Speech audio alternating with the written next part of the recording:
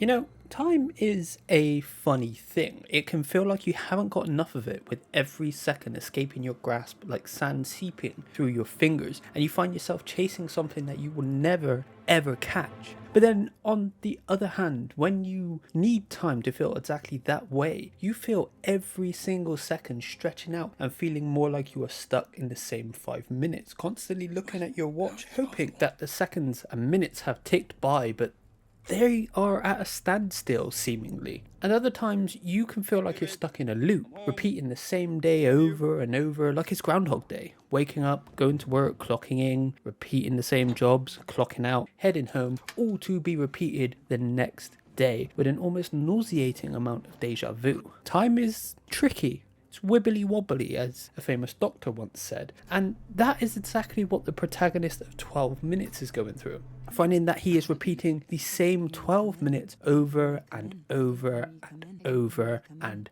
over.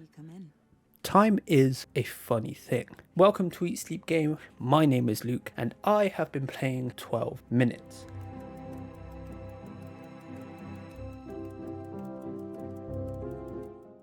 Visually, I really like 12 Minutes. While the art style is unspectacular, paired with the top-down perspective, it makes it feel like you're playing a board game or even watching a play from the rafters. It gives you a great lay of the land. The use of colour is quite clever too, as while you're able to interact with most things, the items that are of use seem to stand out that little bit more. Now, granted, some of these items are up against the backdrop from the PS3 age, but you get what I mean. Lighting is also well used, with shadows and reflections looking pretty realistic, and despite only taking place in 3 rooms and, albeit briefly, a heavily referential hallway, which hints at the sort of story that's about to unfold, there is a good bit of variation from room to room, with the living and dining room feeling warm and homely, the bathroom feeling quite cold and sterile, and the bedroom feeling snug and cozy. Yet, with differing light, each room can feel so very different. The bedroom, for instance, can feel ominous with red light bleeding through the window, or the living room feeling very personal with nothing but candlelight. Although, does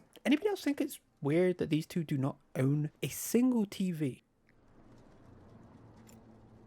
Character models are pretty lackluster, lacking much in the way of detail compared to their apartment, but that is somewhat forgivable given the perspective. It wouldn't have made too much sense to put a lot of detail into something that you're not ever really going to be able to appreciate. And that being said, I quite like that you cannot see the facial expressions of these characters. It leads you to project emotion from your own imagination with only their voice and some rather stilted movements to go off of. And it potentially does more than any poorly rendered face would.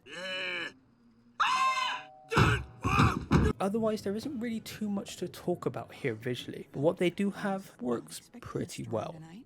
Voiceover is fine. William Dafoe is the only one of the star-studded trio that is really recognisable. Both Daisy Ridley and James McAvoy are pretty generic sounding, and I honestly can't decide if that's a bad thing. Congratulations, you've successfully proved you are a jackass.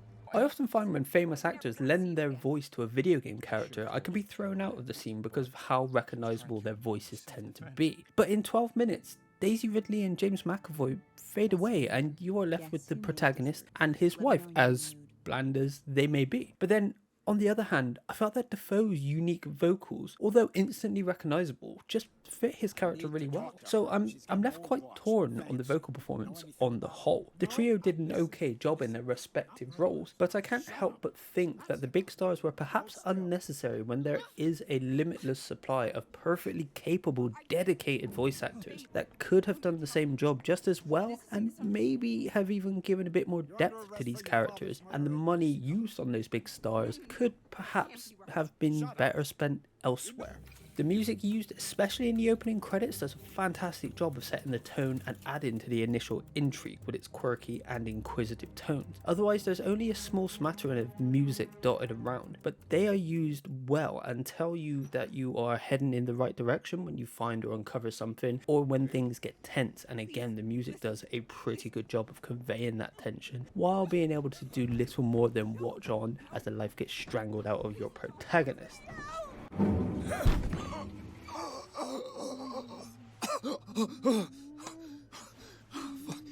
Fuck, that was brutal. All of the environmental sound effects are of a good quality too, from the simple patter of footsteps and running water to the greater rumblings of a thunderstorm outside, or the short, sharp jolt of electricity given off by the faulty light switch.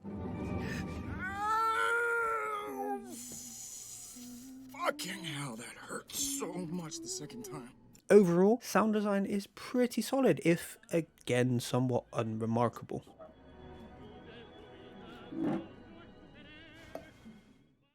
After a regular day at work, you get home to find your wife has made your favourite dessert, and you sit down to enjoy some special time with her, only to be interrupted by a knock at the door. A policeman arrests you both, accusing your wife of murdering her father, but when you try to defend yourself, he strangles the life out of you, and the evening restarts back at the front door as if you had just walked through it. Your wife, none the wiser, but the protagonist is understandably confused and somewhat scared. It is up to you to figure out what is actually going on and uncover the truth behind the death of your wife's father and stop the loop. So the story has a number of interesting twists and turns, but it is hindered by the repetition involved with the trial and error gameplay, which we will get to a bit later on. So many of the interesting plot points become utterly tedious after having to hear the same line of dialogue and interact with the same items time and time and time and time again. Unfortunately, while the story does have its interesting beats and reveals, it isn't enough to push through all of the repetition, and the conclusion to the entire mystery without spoiling it is just too much of a stretch, and it doesn't feel worth all the effort in figuring out the puzzles. Again, without spoiling the story, I have to say I kept pushing with the game because I wanted to solve the mystery, but it jumped the shark near the end and completely lost my interest with its final bewildering twist. So much so, I'm still waiting for my eyes to roll back into position. It's a shame because there are a number of points where the story twists in interesting ways but is never able to stick the landing after either lulling you into a false sense of a logical ending only to find yourself back at the front door to work through yet another loop, or simply being too obvious with a misdirect. Each character has their own arc within the grander story, and both the wife and the cop have some interesting development, whereas the protagonist gets very little, which kind of makes sense, as he's the portal into the game. However, towards the climax of 12 minutes, some of his backstory does get fleshed out, and oh boy, did they nuke the fridge with Indiana Jones locked in it.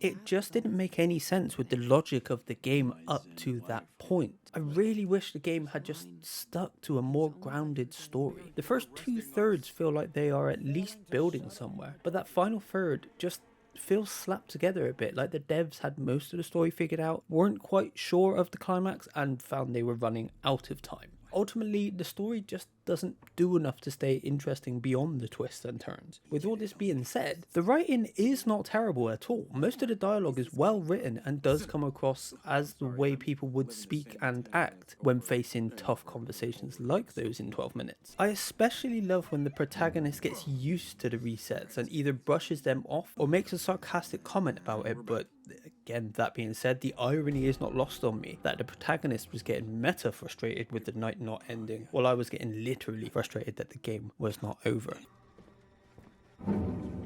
Oh, fuck me. Are you serious? And just FYI, there are a few different endings, so depending on which one you got, there may still be a bit more to see. 12 Minutes is a simple point-and-click mystery game having to pick up specific items to aid you in solving the overarching puzzle, as well as picking from a number of dialogue options to gain information, and a mix of the two to pry new details out of each character. However, there's only so far that dialogue can stretch, and as said before, the repetition it sets in pretty quick. While it can be subdued somewhat by making progress, that doesn't hold over all that long. This disrupts the game immensely, as while it is satisfying to solve a bit of the puzzle and progress a little bit, the frustration you suffer from having to retread the same ground over and over really dampened my enjoyment of the story. The repetitive nature of the game style kills the pacing dead on so many occasions that even when you come across something interesting, it's not long until you've seen or heard it so many times that it just becomes dreary. For these times, however, there is the ability to fast forward dialogue, which I found myself doing in an abundance the closer I got towards the end of the game. While I do quite like the point and click style of gameplay, I think I would have enjoyed the game a little more had I been able to freely move the character around with the flick of a control stick or the press of some keys, but this is a very minor gripe in the grander scheme. Fortunately, the game is pretty short, and generally if you mess up you are back in the game within a few seconds, but beyond the pointing and clicking there's really nothing more to the game, so if you're not a fan of the genre, you're a bit out of luck here. Puzzles are very hit or miss in 12 minutes. Sometimes the light bulb clicks on and you get great satisfaction for fulfilling such things as using the faulty light switch to your advantage or knocking out your wife, and that one sounds way worse than it actually is. But then other times puzzles can be really obtuse, often only stumbling on the solution by accident, which completely takes all the satisfaction out of the puzzle solving process. These puzzles are not limited to items, they also include dialogue options too. A number of the new options you unlock suggest that there are more than one way to get where you need to go, but that is unfortunately just not the case. So many leading to the same dead end, and only a select few actually pushing the story in the right direction. I too often found that my trying to be nuanced and clever was getting me nowhere fast, and I was just better served brute forcing my way through, such as finding certain objects before they'd even been mentioned through just randomly seeing what I could click on. Towards the end of the game, you will find that you've pretty much run out of things to say, and the only option is to set up and just wait. And in a game where you only have a short amount of time to play with, they somehow still find ways to waste half of it when the game should be at its most interesting, which is baffling. 12 minutes ran really well for the vast majority of the time. The odd bit of getting stuck on environment aside, the only real issue I found was an odd moment where I was talking to the wife while the cop was at the door. He opened the door, but then got stuck in his dialogue script and proceeded to kick down the already open door. And one other really odd bug that I found, I didn't actually notice until comparing runs with others, and that was in a scene near the end of the game when you are in a flashback talking to the wife's father, who is also voiced by Willem Dafoe, which added to the confusion, but the character model was actually the head of the cop in the dad's clothing, which utterly confused me because I assumed this was a different scene with the cop after the events that had unfolded in the game. But then he referred to the protagonist's wife as his daughter. So after the fact, I looked up a guide and watched a few playthroughs to see if I had just missed something. And in some cases, the character model was the dad from the earlier flashback, and others was the cop in the dad's clothes. So honestly, I'm still confused. Otherwise, the game ran just fine, other than the headache it has given me from this weird glitch, and I can't figure out if it's meant to be the cop or if it's actually meant to be the dad. The dialogue suggests it's the dad, but I don't know, I'm confused. Time is tricky. I love that this game exists because it is just so different from so much else on the market today, and I do hope that it finds enough success to encourage others to keep pushing their weird and wonderful ideas. And equally, I'd love to see another game in this format from these devs. I love mystery games, and the Cluedo style gameplay with the top-down view is a great pairing that I would love to see more of. Unfortunately, while the game overall isn't terrible, it just doesn't live up to its intriguing premise, falling flat both due to the trial and error of the point and click gameplay and the terribly anticlimactic ending. There is definitely promise in the game, and the first half to 2/3 build on that and are full of new discoveries that keep the game moving forward, but the final third just cannot deliver on that promise. The star cast of Daisy Ridley, James McAvoy and Willem Dafoe do little more than draw attention to the game with their star power, adding more intrigue artificially, despite their serviceable performances. The added benefit of the game being available through Game Pass may take the sting of purchasing the game away, and I would probably recommend checking the game out because of that, even if it's for a short time. But even for its short playtime, there just isn't much substance to be found here. I do not doubt that this game will continue to divide opinion as it has already at the time of recording. Twists and turns can make for an exciting ride after all, but as you near the end of the track, it builds and builds to a big drop, only to find the brakes are on the entire way down.